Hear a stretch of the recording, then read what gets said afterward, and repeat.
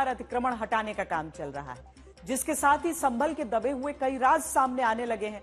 संभल में मंदिर से लेकर कूपों का पता चला है, तो वहीं इस बीते 150 साल की पुरानी रानी की प्राचीन बावड़ी का भी खुलासा हुआ है। लेकिन मंदिर मस्जिद विवाद पर मोहन भागवत के बयान से अजीब स्थिति पैदा हो गई है। उनके बयान का संभल के मुसलमान समर्थन कर रहे हैं, तो बड़े बड़े संत उनके बयान से असहमति जता रहे हैं।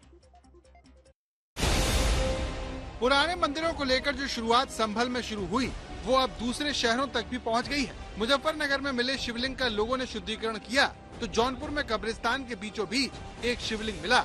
इसी तरह वाराणसी में मुस्लिम बस्ती में मंदिर मिलने का दावा हुआ, तो कानपुर में बंद मंदिरों के ताले खोले गए। ये तस्वीर कानपुर की है। कानपुर के बेकनगंज इलाके में दशकों से बंद पड़े शिव मंदिर के गेट का ताला तोड़ा गया।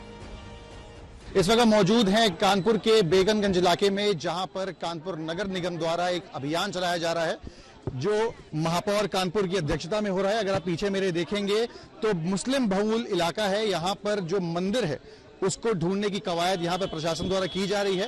विजुअल्स में अगर आप देखेंगे तो ये पुराना शिव मंदिर है बेकनगंज, जो कि एक मुस्लिम बहुल इलाका है, उसके ठीक बीचों बीच अंदर।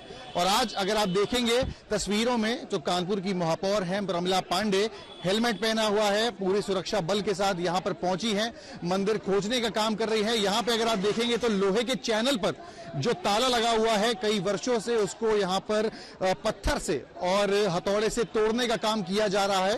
यहाँ पर जो चैनल है, फिलहाल अगर आप देखेंगे मंदिर का जो दरवाजा है वो टूट चुका है। और इसके बाद जो प्रशासन की मौजूदगी में यहाँ पर जो मेयर है प्रमिला पांडे, उनके द्वारा अंदर दाखिल हुआ जा रहा है और ये देखने की कवायद की जा रही है कि यहाँ पर क्या जो मूर्तियां हैं वो सुरक्षित है या खंडित है। अंदर मूर्तियां टूटी है, मूर्ति मौजूद है, शंकर भगवान नजारा खाए। गौखे में जो मेरी गणेश जी, शंकर भगवान, सब मूर्ति टूटी है, मूर्ति सब पुरानी है। कई सालों पुराना जो यहाँ पर ये मंदिर है, जिसे आज यहाँ पर खोला गया है। और यहाँ पे अगर आप देखेंगे तो कई जगह मूर्ति खंडित भी है, दीवार जो है जर्जर अवस्था में है। और यहाँ पर अगर आप जो देखेंगे, फिलहाल इस स्थिति को देखते हुए महापौर ने अंदर निरीक्षण किया है और यहाँ पर काम किया है निरीक्षण करने का, और कहा है कि यहाँ पर जो अवस्था में है उसको यहाँ पर ठीक कराया जाएगा।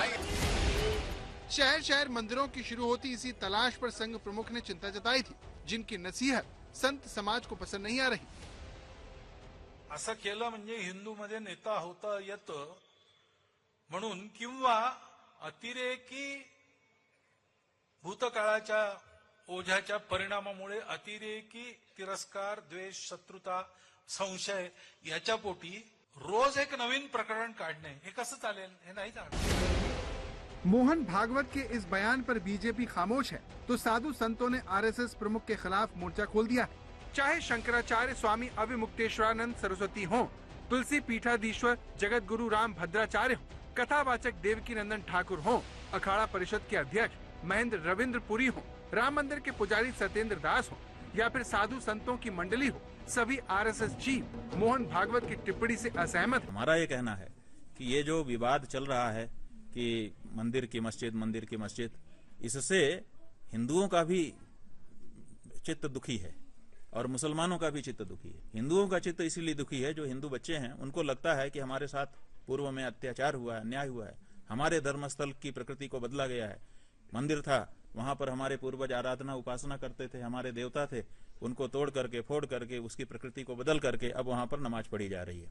ये हमारे ऊपर अत्याचार हुआ, ऐसा सोच करके हिंदू बच्चों का जो दिल है वो दुखी होता है। और साथ ही साथ जो मुसलमान बच्चे हैं उनका भी दिल दुखता है। उनका क्यों दुखता है? उनके सामने ये प्रश्न है, उनके मन में दो बात आती है। एक ये आती है कि क्या हमारे पूर्वज ऐसे ही अत्याचारी थे? दुख अगर आज वो निगर के आ रहा है, जिस प्रकार से मंदिरों को तोड़ करके मस्जिदें बनाई गई, जिस प्रकार से मंदिरों को अपने कब्जे में करके रखा गया, आज वो चीज़ सामने प्रत्यक्ष आ रही, सर्वे हो रहा है। तो सर्वे में जो निकल के आ रहा है उसमें स्पष्ट रूप से मंदिर निकल के आ रहे हैं। तो आज आपको समस्या क्यों हो रही? अरे आप आरएसएस प्रमुख हैं, आप खड़े नहीं हो सकते हिंदुत्व के साथ, तो आप कह दो कि हम हिंदुत्व की लड़ाई नहीं लड़ पाएंगे। आप दूसरों को क्यों नहीं उठने दे रहे हैं? आप दूसरों को क्यों नहीं खड़ा होने दे रहे हैं? आप दूसरों को हताहत क्यों कर रहे हैं? आप दूसरों का मनोबल क्यों गिरा रहे हैं? अरे आपका मनोबल गिर गया होगा, आप वृद्धावस्था अवस्था की ओर पहुंच चुके हो, आप बुढ़ी अवस्था वृद्ध अवस्था को प्राप्त कर चुके हो, वृद्ध हो चुके हो, आपका मनोबल गिर सकता है, पर हिंदू जनमानस को मनोबल नहीं गिर सकता है। निजी विचार मोहन भागवत जी का हो सकता है, क्योंकि हम वो दिन भूले नहीं हैं। आक्रांताओं ने, आक्रमणकारियों ने हजारों वर्ष तक हमको गुलाम रखा और मंदिरों को तोड़े, गुरुकुल को नष्ट और विनष्ट किए, वेद विद्यालय को जलाए, संतों की हत्या किए। इसके नाते मैं माननीय मोहन भागवत जी से अपील करता हूँ, निवेदन करता हूँ कि महोदय आपको भी जागना पड़ेगा, आपको भी कुंभकर्ण के नींद से उठना पड़ेगा और आप उठकर सनातनियों की रक्षा के लिए, बांग्लादेश में हिंदू मारे जा रहे, काटे जा रहे हैं, घर जलाए जा रहे हैं, घर में बंद करके आग लगा दिए जा रहे हैं, उस पर भी बोलिए।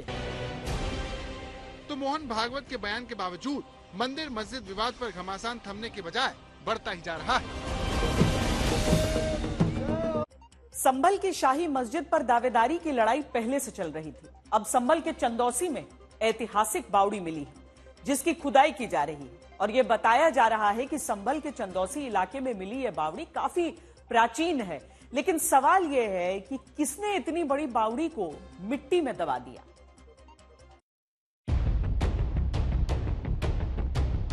कभी गुजरात की राजधानी रहे पाटन को दुनिया रानी की वाव के लिए जानती है।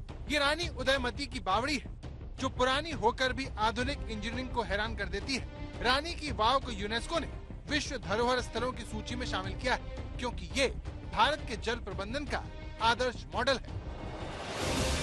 उत्तर प्रदेश में भी एक बावड़ी मिली है, जो कितनी पुरानी है, कितनी गहरी है, कितनी बड़ी है, अभी इसकी जांच की जा रही है। लेकिन इसमें भी जाने के लिए सीढ़ियां हैं और कई मंजिल गहरी, इसे बताया जा रहा है। लेकिन एक बात जो तय है वो ये कि ये बावड़ी यूपी में महासंग्राम की नई वजह बन गई। इसके चारों तरफ आप तस्वीर देखेंगे कैसे घर यहाँ बने हुए हैं। आप अंदाजा लगा सकते हैं कि कैसे ये बावड़ी जो है वो मिट्टी डाल के इसको पूरी तरह से ढक दिया गया था। अपनी प्राचीन और सांस्कृतिक धरोहर के लिए मशहूर संभल एक बावड़ी की वजह से एक बार फिर सुर्खियों में। सवाल ये कि संभल की इस पुरानी बावड़ी का पता कैसे चला? रिहायशी इलाके में ये बावड़ी कहां से आई? 3 मंजिला ये इमारत है और इसके अंदर कमरे हैं, इसके अंदर अलग अलग तरह की चीजें हैं। संभल में तालाब या सरोवर को ही तीर्थ मानने की परंपरा रही, लेकिन संभल में बावड़ी मिली जिसके तार 1857 से जोड़े जा रहे हैं। सवाल है कि संभल में मिली बावड़ी कितनी पुरानी है। सवाल है कि क्या इस बावड़ी के अंदर भी कोई पुराना हिंदू मंदिर है? मंदिर मस्जिद पर मचे घमासान के बीच अब संभल के चंदौसी खुदाई के दौरान बावड़ी मिली, जिसे मिट्टी डालकर ढक दिया गया था। सवाल है क्यों? रविवार को चंदौसी में मुस्लिम बहुल इलाके में बुलडोजर चला था, जिसके बाद जमीन के नीचे ऐतिहासिक बावड़ी मिली। इस बावड़ी के ऊपर की जमीन बेच दी गई थी, लेकिन ताज़ा खुलासे के बाद प्रशासन इसे संरक्षित करने के लिए खुदाई करवा रहा है। संभल में मिली करीब 150 साल पुरानी बावड़ी रानी सुरेंद्र बाला की बताई जा रही है। रानी सुरेंद्र बाला की पोती शिप्रा बाला ने बताया कि कैसे बावड़ी की जमीन पर अतिक्रमण हो गया। मेरे फादर ने भेजा था, अनेजा थे बदायूं के, उनको सेल करा था, क्योंकि ये प्रॉपर्टी में काफी सारे हिस्सेदार भी आते चले गए, जैसे वसीयत के उससे, तो उन्होंने अनेजा को सेल किया था। उन्होंने फिर प्लॉटिंग कर करके मॉमडन्स को सेल किया, प्लॉट्स बना के, या जो भी प्लॉटिंग करी थी। जो हमारी इस कोठी का भी वही हुआ है कि आधे से ज्यादा प्रॉपर्टी हमारी मॉमडन्स ही परचेज कर रहे हैं। कौन लोग रहते थे? सारे हिंदू थे। जिस बावड़ी पर कई तरह के दावे हो रहे हैं, उसकी गहराई 28 फीट तक हो सकती है। फिलहाल इसकी खुदाई की जा रही है।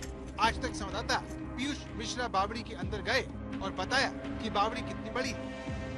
चंदौसी में ये बावड़ी जो है वो प्रशासन के द्वारा देखी गई है। आप देखिए स्ट्रक्चर कैसा है। बावड़ी जो है पहले के जमाने में उसका इस्तेमाल पानी को स्टोर करने के लिए रखा जाता था, सैनिकों के आराम करने के लिए रखा जाता था, और मंदिर के दरवाजे जिस तरह से होते हैं उसी तरह का ये स्ट्रक्चर है। मेरे सहयोगी प्रदीप गुप्ता आपको तस्वीरों में दिखाएंगे कि देखिए कैसे जब आप मंदिर में प्रवेश करते हैं तो उसमें किस जैसे स्ट्रक्चर होता है, वैसा ही स्ट्रक्चर यहाँ पर फिलहाल बना हुआ नजर आ रहा है। यहाँ पर एक सुरंग भी है। बावड़ी में जब आप नीचे आएंगे तो वहाँ पर आने के बाद आपको जो है सीढ़ियाँ मिलेंगी, सीढ़ियों के बाद सुरंग है। आखिर इतनी पुरानी बावड़ी मिट्टी में दबी हुई क्यों थी? क्या इसे जानबूझकर छिपाया गया था? प्रशासन बावड़ी पर अतिक्रमण की बात कहता है, लेकिन यहाँ के रहने वाले लोग इससे इनकार करते हैं। 4 गेट मिले हैं, जो गेट अंदर तक कितनी दूर तक जा रहे हैं ये आगे की खुदाई के बाद ही पता चलेगा। विगत काल खंडों में इस तरह के स्ट्रक्चर्स को नष्ट कर दिए गए, उसी को देखा जा रहा है कि ये कब से बने हुए थे, कितनी दूर थे, ये दूर तक बने हुए हैं। ये सब जांच का विषय है, जो जांच होने के बाद बताया जाएगा। उन्होंने जो बावड़ी की जगह थी वो उधर ही छोड़ दी थी और ये 300 गज का जो एरिया है वो वही है। मकानों के ने किसी भी मकान वाले ने आज तक किसी जगह पर हाथ भी नहीं रखा, ना अतिक्रमण किया है। पहली बात तो ये जो कहा जा रहा है कि सब अतिक्रमण कर लिया, ये बात ही गलत है।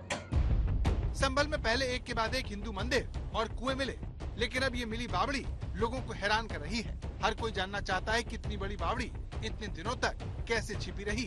इन्हीं सवालों का जवाब तलाशने के लिए इस बावड़ी का एएसआई से सर्वेक्षण कराने की संभावना पर भी विचार किया जा रहा है। संभल से पीयूष मिश्रा के साथ आज तक ब्यूरो। 24 नवंबर को हुई हिंसा की जांच करने के लिए आगरा से एफएसएल की टीम संभल पहुंची। हिंसा प्रभावित क्षेत्र में पहुंची टीम ने क्राइम रिक्रिएशन किया।